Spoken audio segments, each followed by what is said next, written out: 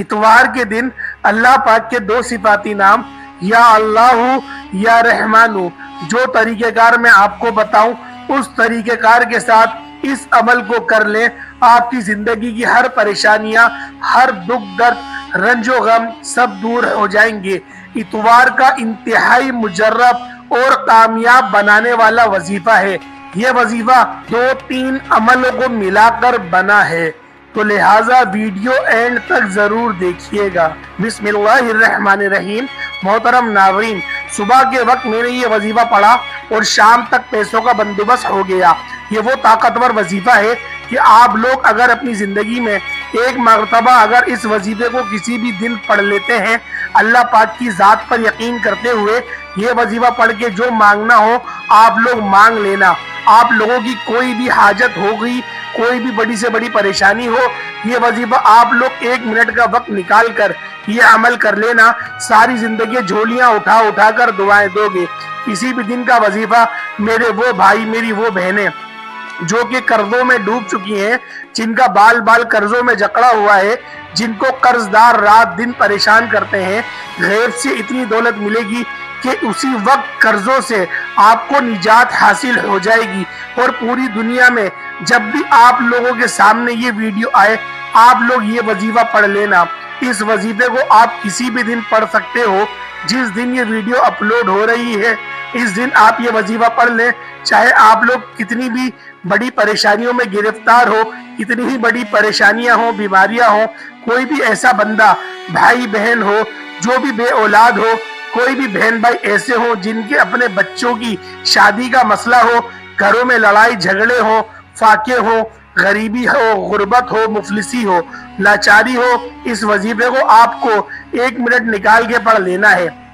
غیب سے اتنی دولت ملے گی کہ انشاءاللہ آپ لوگوں کی تمام پریشانیاں فوری طور پر حل ہو جائیں گی۔ یہ وظیفہ کرتے ہی آپ کی تمام پریشانیاں ختم ہو جائیں گی، اور اللہ سے ہر وقت توبہ کرتے رہا کریں اور وہ آپ کی توبہ ضرور قبول کرے گا۔ حضرت یونس علیہ السلام کی عمر 28 سال کی تھی کہ اللہ تعالیٰ نے ان کو منصب نبوت پر سرفراز فرمایا اور اہل نینوہ کی رنج و ہدایت کے لیے مامور کیا۔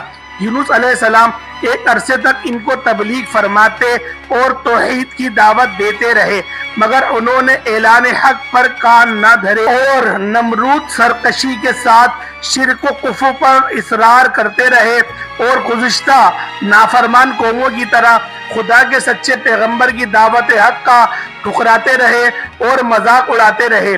تب مسلسل اور پہنی دشمنی اور مخالفت سے متاثر ہو کر یونس علیہ السلام قوم سے خفا ہو گئے اور ان کو عذاب الہی کی بد دعا کر کے ان کے درمیان سے غضبناک روانہ ہو گئے۔ فرات کے کنارے پہنچے تو ایک کشتی کو مسافروں سے بھرا ہوا تیار پایا۔ حضرت یونس علیہ السلام کشتی میں سوار ہوئے اور کشتی نے لنگر اٹھا دیا۔ راستے میں طوفانی ہواؤں نے کشتی کو ادھیڑا ہوا اور کشتی گھمانے لگی اور اہل کشتی کو غرق ہونے کا یقین ہونے لگا، تو اپنے عقیدے کے مطابق کہنے لگے، ایسا معمول ہوتا ہے کہ کشتی میں کوئی غلام اپنے آقا سے بھاگا ہوا ہے، جب تک اس کو کشتی سے جدا نہ کیا جائے گا نجات مشکل ہے۔ یونس علیہ السلام نے سنا، ان کو تنبہ ہوا کہ اللہ تعالیٰ کو میرا نینوا سے وحی کا انتظار کیے بغیر اس طرح چلا آنا پسند نہیں آیا، اور یہ میری آزمائش کے اثرات ہیں۔ یہ سوچ کر انہوں نے اہل کشتی سے فرمایا، وہ غلام میں ہوں جو اپنے آقا سے بھاگا ہوا ہے، مجھ کو کشتی سے باہر پھینک دو۔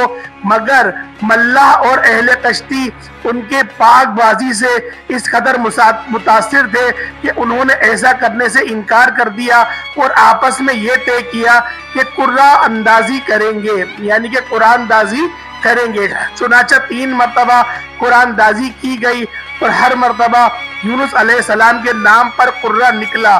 تب مجبور ہو کر انہوں نے یونس علیہ السلام کو دریا میں ڈال دیا اور وہ خود دریا میں گو گئے، اور اس وقت خدا تعالیٰ کے حکم سے ان کو مچھلی نے نگل لیا۔ مچھلی کو حکم تھا کہ صرف نگل لینے کی اجازت ہے، یونس تیری غذا نہیں ہے، اس لیے اس کے جسم کو نقصان نہ پہنچے۔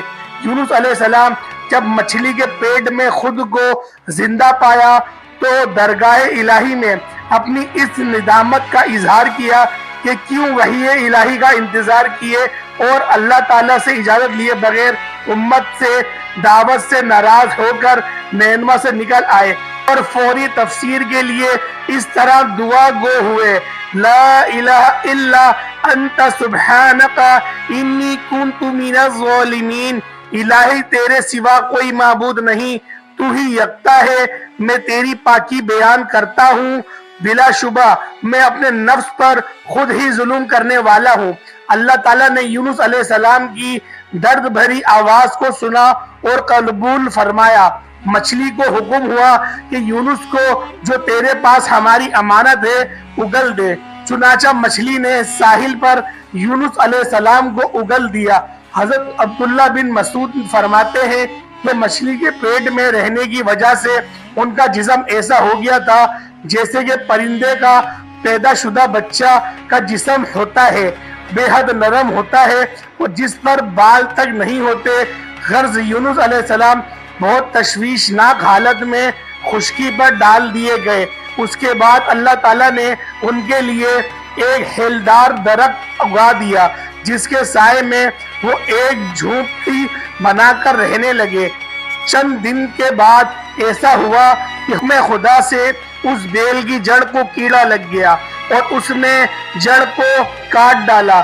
جب بیل سوکھنے لگی تو یونس علیہ السلام کو اللہ تعالیٰ نے وحی کے ذریعے ان کو مخاطب کیا اور فرمایا: یونس، تم کو اس بیل کے سوکھنے کا بہت رنج ہوا جو ایک حقیر سی چیز ہے، مگر تم نے یہ نہ سوچا کہ نینوا کی 1,00,000 سے زیادہ آبادی جس میں انسان بس رہے ہیں اور ان کے علاوہ جاندار بھی آباد ہے، اس کو برباد اور ہلاک کر دینے میں ہم کو کوئی ناگواری نہیں ہوگی، اور کیا ہم ان کے لیے اس سے زیادہ شفیق و مہربان نہیں ہیں جتنا کہ تجھ کو اس بیل کے ساتھ انسیت ہے جو تو وحی کا انتظار کیے بغیر قوم کو بددعا کر کے ان کے درمیان سے نکل آئے۔ ایک نبی کی شان کے لیے یہ نامناسب ہے کہ وہ قوم کے حق میں عذاب کی بددعا کرے اور نفرت کے ساتھ ان سے جدا ہو۔ میں نے ایسی جلد بازی کا اختیار کیے بغیر وحی کا بھی انتظام باقی نہ رہے۔ ہوا یہ کہ ادھر یونس علیہ السلام بددعا کر کے اہل نینوا سے جدا ہوئے اور ادھر انہوں نے بددعا کے کچھ آثار محسوس ہوئے۔ نیز یونس علیہ السلام کے بستی چھوڑ دینے پر ان کو یقین ہو گیا کہ وہ ضرور خدا کے سچے پیغمبر تھے اور اب ہلاکت یقینی ہے۔ تبھی تو یونس علیہ السلام ہم سے جدا ہو گئے۔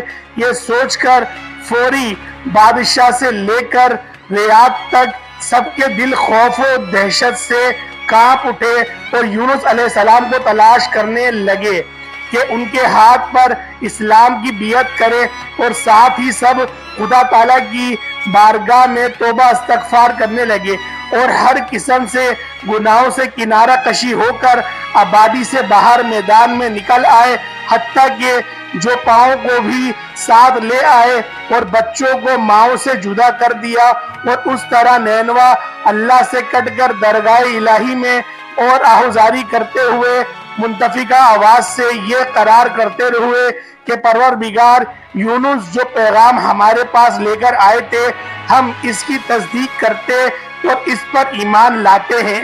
آخر کار اللہ تعالیٰ نے ان کی توبہ کو قبول فرمایا، ان کو دولت ایمان سے نوازا اور ان کو عذاب سے محفوظ کر دیا۔ جس طرح اللہ تعالیٰ نے اس قوم کی گناہ بخش دیے، ان کو ہدایت والا راستہ دکھایا، اسی طرح اللہ تعالیٰ ہمارے بھی گناہ بخش دے گا۔ اور اپنے رب سے دعا کرتے رہا کریں، بے شک وہ بخشنے والا مہربان ہے۔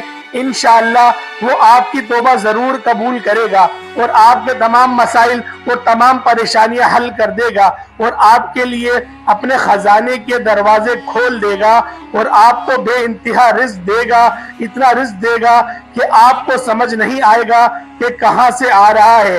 بس اپنے رب سے توبہ کرتے رہا کریں اور اس دعا سے کرتے رہیں، انشاءاللہ وہ آپ کی ضرور سنے گا، کیونکہ آج کے دور میں اگر انسان کے پاس سب سے جو اہم چیز ہے وہ پیسہ ہے۔ پیسہ اگر نہ ہو تو تمام پریشانیاں انسان کو دیکھنی پڑتی ہیں۔ تو آپ لوگ یہ وظیفہ پیسوں کو فوری حاصل کرنے کے لیے کسی بھی دن کسی بھی وقت یہ وظیفہ پڑھ لینا۔ آپ لوگ چاہے اس دنیا کے کسی کونے میں کیوں نہ موجود ہو، چاہے آپ لوگ پاکستان میں ہو، انڈیا میں ہو، بنگلہ دیش میں ہو، نیپال میں ہو، افغانستان، سعودیہ، ملیشیا، جہاں کہیں پوری دنیا کے جس کونے میں، جس گاؤں میں، جس گلی، جس شہر میں آپ لوگ موجود ہیں، جہیں سے ہی آپ کے سامنے یہ ویڈیو آئے، ویڈیو دیکھتے دیکھتے آپ لوگ کوشش کرنا اس دن یہ وظیفہ 1 منٹ نکال کے پڑھ لینا۔ یہ وظیفہ اتنا آسان ہے کہ کوئی چھوٹا بچہ بھی بڑے سکون سے، آرام سے یہ وظیفہ پڑھ لے گا۔ صرف اس وظیفے کو پڑھنے کی کوئی پابندی نہیں ہے، نہ ہی ان کی پابندی ہے کہ آپ کو یہ عمل کس دن ہی کرنا ہے۔ ایک مرتبہ آپ لوگوں کو میں وظیفہ بتا دیتا ہوں، آپ لوگ جیسا کہ میں آپ کو بتاؤں کسی بھی دن آپ لوگ کر سکتے ہیں، اور جہاں آپ کا دل کرے آپ وہاں کر سکتے ہیں مصروف عمل ہوتے ہوئے۔ بعض لوگ اگر گھر میں کرنا چاہیں تو گھر میں کر لیں، بعض لوگ اگر مسجد میں کرنا چاہیں تو مسجد میں بھی کر سکتے ہیں۔ لیکن اس کام کو یعنی کہ اس وظیفے کو کرنے کا سب سے بہترین اور سب سے کرامت وقت کسی فرض نماز کے بعد کا ہے، یعنی کہ فجر کی نماز، ظہر کی، عصر کی، مغرب کی، عشاء کی، کوئی سی بھی نماز کے بعد فوری طور پر اس عمل کو کر لیں۔ یعنی کہ جب آپ نے فرض نماز پڑھ لی اس کے بعد آپ لوگ اس عمل کو، اس وظیفے کو پڑھ سکتے ہیں۔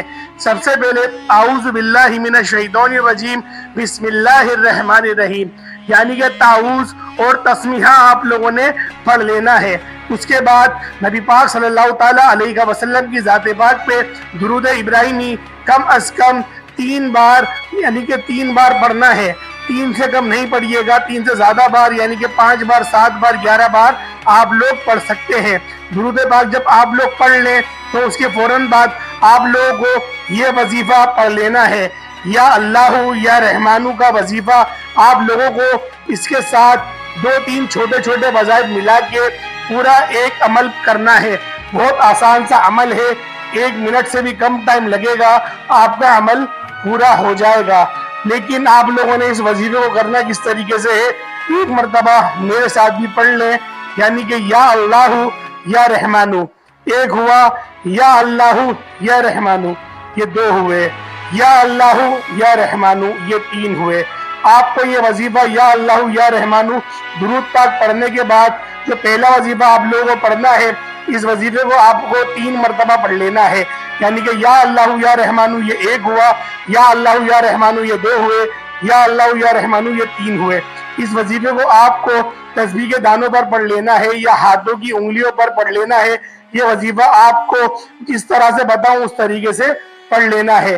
اس کے بعد لا حول ولا قوت الا باللہ العلی العظیم، اس وظیفے کو آپ لوگوں کو اچھی طرح گن کے 11 مرتبہ پڑھ لینا ہے۔ لا حول ولا قوت الا باللہ العلی العظیم، اس کو آپ لوگوں نے 11 بار پڑھ لینا ہے۔ اس کے بعد آپ لوگوں نے بسم اللہ الرحمن الرحیم فوری طور پر پڑھ لینی ہے، اور اس کے بعد آپ لوگوں نے 3 مرتبہ سورۃ الکوثر پڑھ لینی ہے۔ انا اعطیناک الکوثر فصل لربک وانحر ان شانئک ھو الابتر، اس طرح سے آپ لوگوں نے پڑھنا ہے۔